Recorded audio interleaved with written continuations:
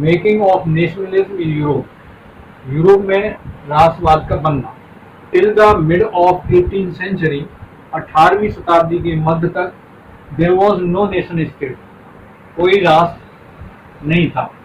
Nation state mean जिसकी अपनी भाषा हो, अपना संविधान हो, तो मध्य युग तक नहीं था। स्ट्रक्चर ऑफ यूरोपियन सोसाइटी, यूरोपीय समाज का क्या प्रारूप था, कैसा ढांचा था? तो उसमें फर्स्ट एरिस्टोक्रेसी, ये प्रथम श्रेणी के लोग, हाई क्लास लैंडलॉर्ड्स, उच्च वर्गीय भूमि स्वामित्व वाले लोग थे। लेस पॉपुलेशन, इनकी कम आबादी थी। डोमिनेटिंग, और प्रभुत्वशाली थे। ऑल राइट्स, और इनको सब अधिकार थे। सेकंड जो क्लास था, वर्ग था, पीजेंट्री, यानी कि कम निम्न श्रेणी के लोग, लो क्लास लैंडलेस, ये निम्न जाति के थे, आर्थिक रूप से संपन्न नहीं थे, लैंडलेस थे, इनके पास कोई भूमि नहीं थी। मोर पॉपुलेशन, इनकी जनसंख्या भी ज्यादा थी। नो राइट्स, और इनको कोई अधिकार नहीं। इन दोनों के बीच में एक थर्ड वर्ग का उदय हुआ, द न्यू मिडिल क्लास, नया मध्य वर्गीय श्रेणी के वर्ग बना। ये लोग एजुकेटेड थे। एजुकेटेड पॉपुलेशन ऑफ इंडस्ट्रियलिस्ट, और उद्योगपतियों की ये शिक्षित जनसंख्या इस तरह थी। डॉक्टर्स इसमें सम्मिलित थे, टीचर्स सम्मिलित थे, यानी कि पढ़े लिखे लोगों का ये वर्ग, ये तीसरा मिडिल क्लास वर्ग स्थापित उदय हुआ।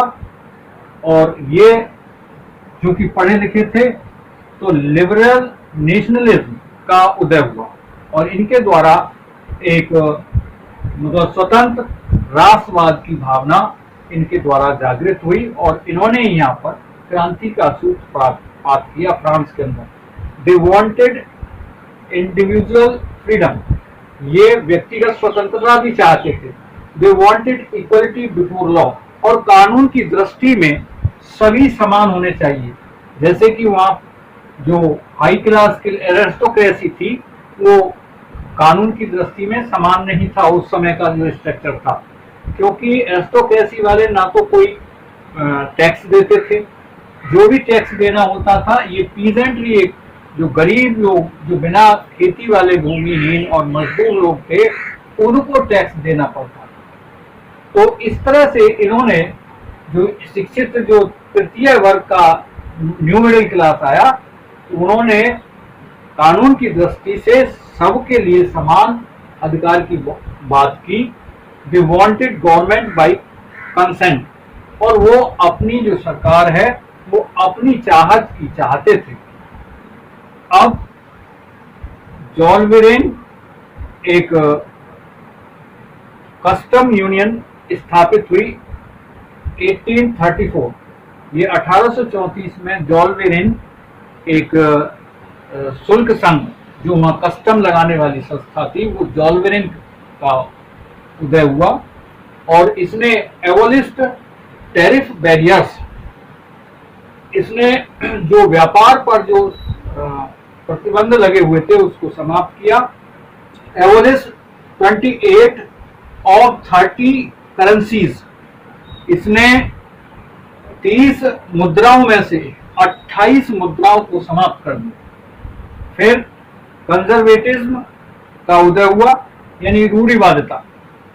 रूढ़िवादिता वही जब नेपोलियन ने इस तरह का मतलब समाज वहां पर नेशनलिज्म स्थापित किया, तो जो पहले चल रहा था राजवंश बोर्बोन डायनेस्टी का, उसी को उन्होंने ट्रीटी ऑफ वियना में संधि करके 4 राष्ट्रों ने, यानी कि जिसमें ब्रिटेन, रसिया, प्रूसिया और इन्होंने मिलकर के वही रूढ़िवादिता पुराना जो चला आ रहा था उसमें उसी को लागू करना चाहा।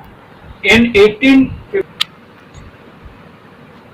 तो ट्रीटी ऑफ वियना में ये संधि हुई कि बोरबोन जो कुछ समुदाय, बोरबोन परिवार का जो वही शासन चला आ रहा था राजवंश वाला, उसी को लागू किया जाए। In 1815 in the battle of Waterloo Napoleon was defeated by Russia, Persia, Austria और ब्रिटेन के द्वारा, इन राष्ट्रों द्वारा इसको हरा दिया गया नेपोलियन को, और फिर वही पुराना वही मोनार्ची सिस्टम उन्होंने लागू करा दिया। The age of revolution 1830 to 1848 ये क्रांति का समय रहा। इसमें two ideas, liberalism and nationalism became very popular in Europe. तो राष्ट्र, इसमें दो विचारधाराएं, स्वतंत्रता और राष्ट्रवाद के दो विचार इसमें पॉपुलर, प्रसिद्ध हो गए यूरोप के अंदर। फर्स्ट क्या क्या इसमें हुआ? Period of hunger and hardship. ये हार्डशिप, हंगर, भूख और कठिनाइयों का ये दौर रहा। इसमें पॉपुलेशन इंक्रीज, जनसंख्या बढ़ती गई, फूड शॉर्टेज हो गई। जब जनसंख्या बढ़ी उसके अकॉर्डिंग जो है अनाज का प्रोडक्शन नहीं हुआ। मशीन काम करने लगी, क्योंकि इस तरह बहुत सारी उद्योग जगत में बहुत सारी क्रांति आई। मशीन लीड टू अनएम्प्लॉयमेंट, और लोग बेरोजगार होते गए, क्योंकि एक मशीन कम से कम 10 लोगों का काम करती है। इस प्रकार से वहां पर बेरोजगारी भी फैल गई। तो फिर जो है वहां पर फिर क्रांति हुई, और जुलाई रेवोल्यूशन इन फ्रांस, इसमें जुलाई के महीने में फ्रांस में फिर से क्रांति हुई।